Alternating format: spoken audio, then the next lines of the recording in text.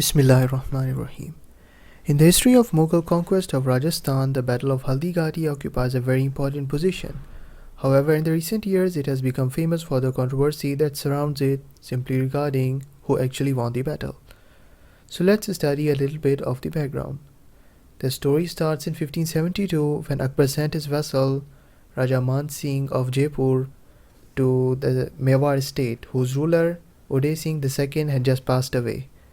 His aim was to convince the new ruler to submit to the Mughals, but the new ruler refused to submit. And he was none other than the very famous Maharana Pratap Singh, the grandson of Rana Sanga. This resulted in war. The two sides met at a mountain pass called Haldighati. It is known as so because the sand was yellow like turmeric powder, and in Hindi and Urdu, haldi means turmeric powder. Man Singh commanded the Mughal forces, while the vanguard of Mewar forces was commanded by an Afghan Muslim named Hakim Khan Sur, who wanted his revenge from the Mughals. Initially, the Mewar forces performed well, but they were soon defeated by the Mughals and forced to retreat. The Mughals won the battle because they held the ground. However, that was not all.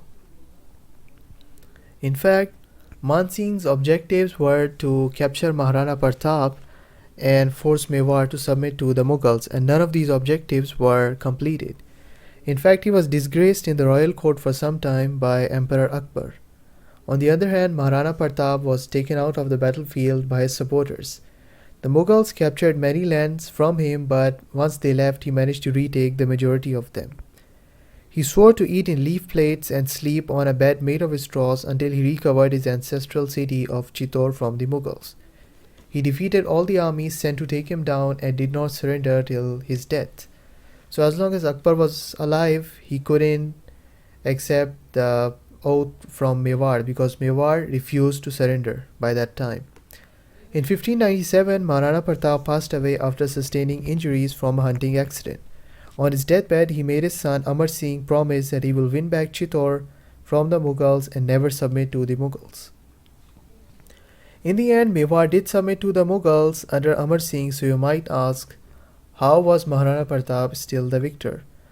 Well, Mewar did submit to the Mughals, but it got some concessions from them. For example, it was not obliged to make marriage alliances with the Mughals, and the ruler was allowed to send an agent to the Mughal Darbar rather than being forced to attend it himself. Other than that, it is also worth mentioning that Chittor was returned to them, so were the regions around in its surroundings, and it had much more autonomy than other Rajput princes.